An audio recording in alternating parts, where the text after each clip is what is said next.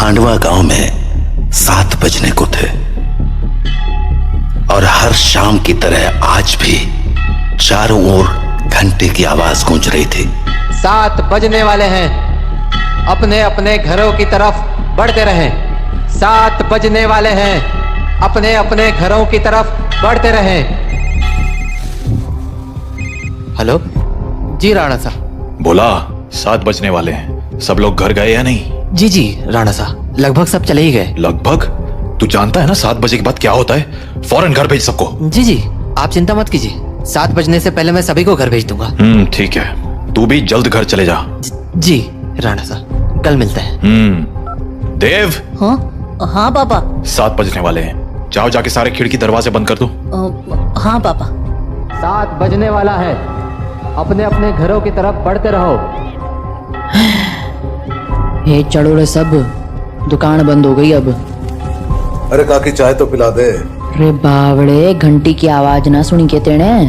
7 बजने को है, जल्दी से घर निकल वरना। अरे बुढ़िया तू बहुत सोचती है, ये सब बस फालतू की बातें हैं, इतना दिमाग मत लगाया कर। बब्बन बेटे, थारे से बहस करने का समय ना है हमारे पास।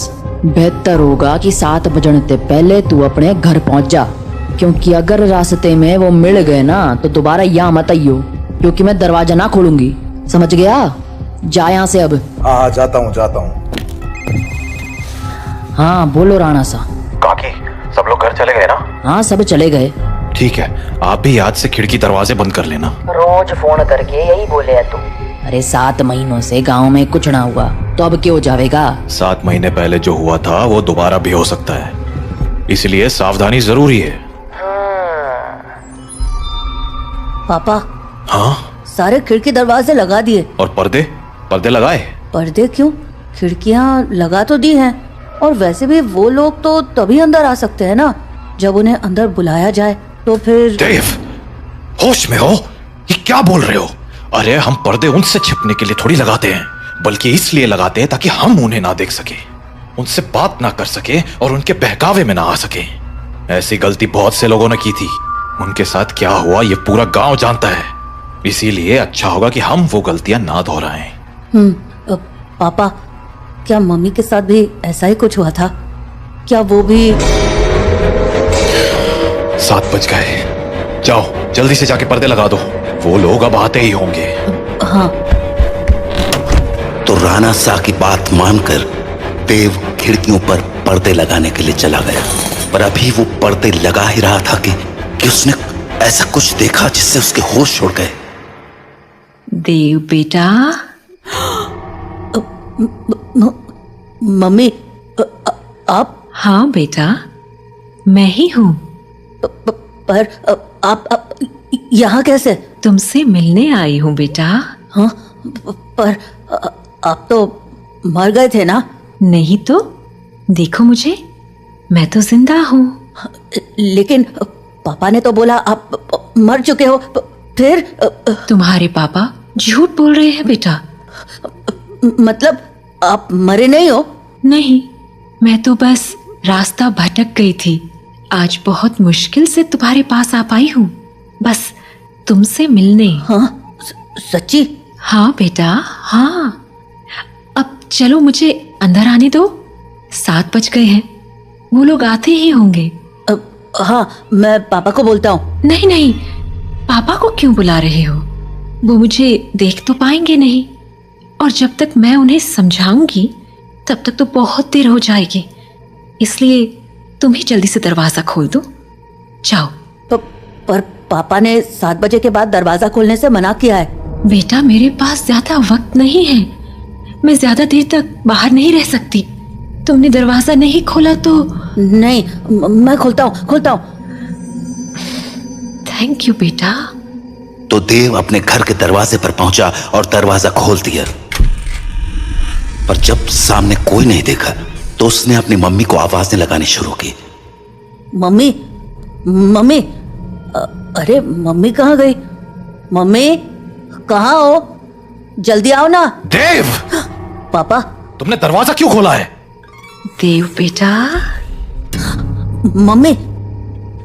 देव मम्मी को अपनी ओर आते देख ही रहा था कि तभी राणा शाह ने एकदम से लाइट्स बंद कर दी और लाइट के अचानक बंद होते ही देव पीछे पलटा तो उसके सामने अंधेरे में राणा सा खड़े थे, जो देव को चुप रहने का इशारा कर रहे थे। देव बेटा, अरे कहाँ चले गए तुम?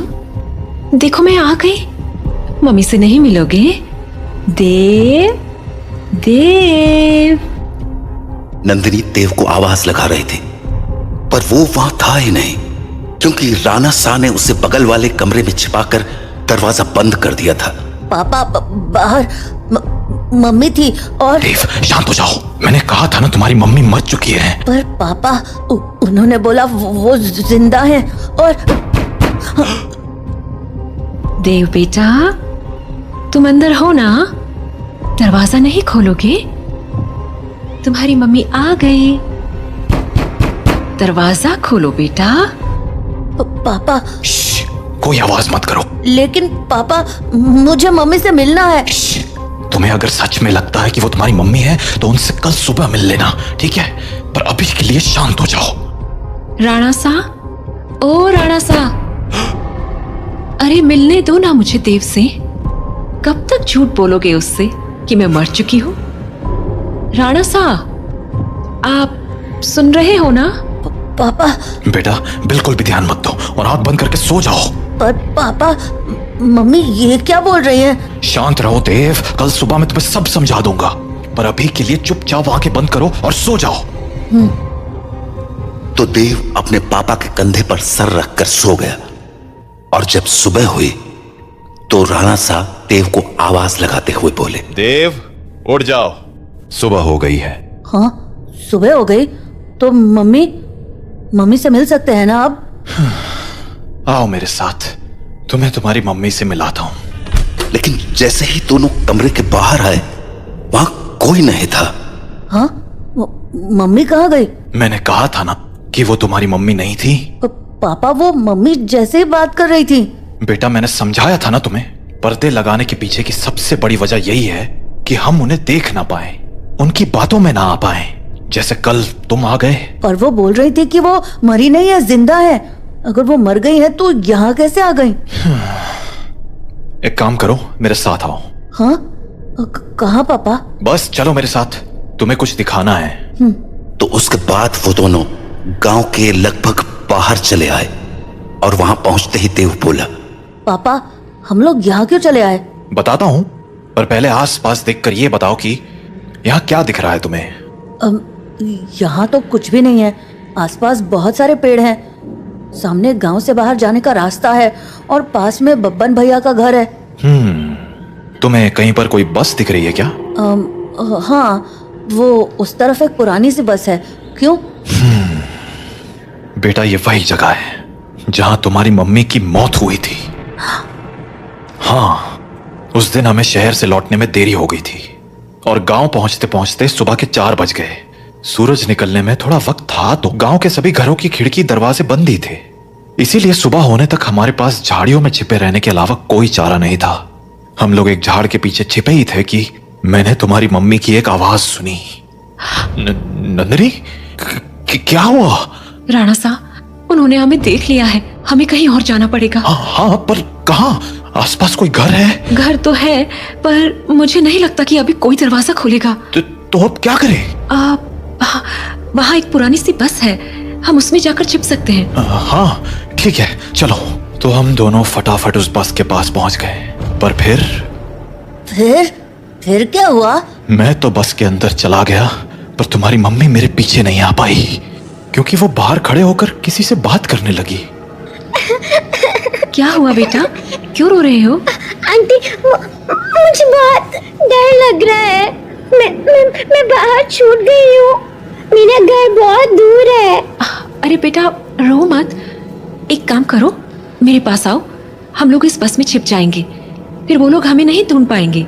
सच में आंटी, कोई नहीं ढूंढ पाएगा? हाँ पक्का, कोई नहीं ढूंढ पाएगा, आ जाओ। थैंक यू आंटी, पर मैंने तो आपको ढूंढ लिया। हाँ?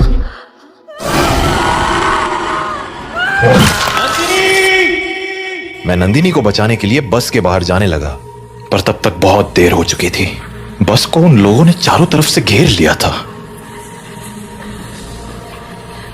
हेलो अंकल, बाहर आओ ना, खेलो हमारे साथ। और शायद मुझे देखकर हंसे जा रहे थे।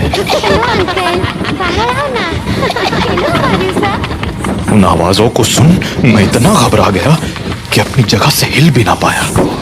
पर थोड़ी देर बाद वो आवाजें आनी बंद हो गईं और गांव के लोगों की आवाज सुनाई देने लगी। मैं समझ गया था कि सुबह हो चुकी थी, तो मैं बस के बाहर निकलकर तुम्हारी मम्मी को आवाज लगाने लगा।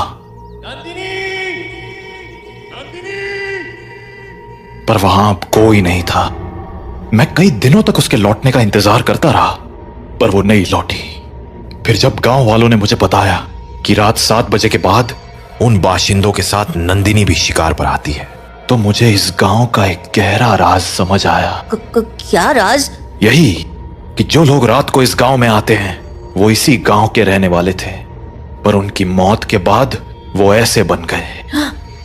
मतलब कल जिसे मैंने देखा वो तुम्हारी मम्मी नहीं थी बेटा, क्योंकि मरे हुए लोग वापस नहीं आया करते, इंसान बनकर तो बिल्कुल नहीं। अपने पापा से बात करने के बाद देव के मन में बहुत सारी बातें चल रही थी और वो उन्हीं ख्यालों में खोया हुआ काकी की दुकान में बैठा हुआ था कि तभी हर तरफ से घंटे की आवाजें आना शुरू हो गईं। 7 बजने वाला है, अपने अपने घरों की तरफ बढ़ते रहो। चलो चलो, घंटा बज गया, निकलो अपने अपने घरों को। अरे बुढ़िया, तू फिर शुरू हो गई। बोला था ना ये सब फालतू की बातें। अरे बावड़े, दिमाग फिर गया है क्या तारा? जानता है ना 7 बजे के बाद बाहर के हुए है, कच्चा चबा जावेंगे वो बाशिंदे। अच्छा, और तुझे कैसे पता कि वो कच्चा चबा जावेंगे? क्योंकि आज तक जो भी रात को बाहर रुका है वो मारा ही गया है। अच्छा, फिर थारा राणा सा कैसे बच गया? हाँ, वो भी तो फंसा था ना रात को अपनी लुगाई के साथ। मैंने बोला ना, थारी फालतू बातें सुनने के लिए हमारे पास टेम ना है। जा निकल अब यहाँ से। हाँ हाँ, जाता हूँ। इतना कहकर बब्बन वहां से चला गया, पर बब्बन की बात ने देव का ध्यान जरूर खींच लिया था। तो वो भी अब ये सोचने लगा था कि उस रात उसकी मम्मी तो मर गई, पर पापा कैसे बच गए।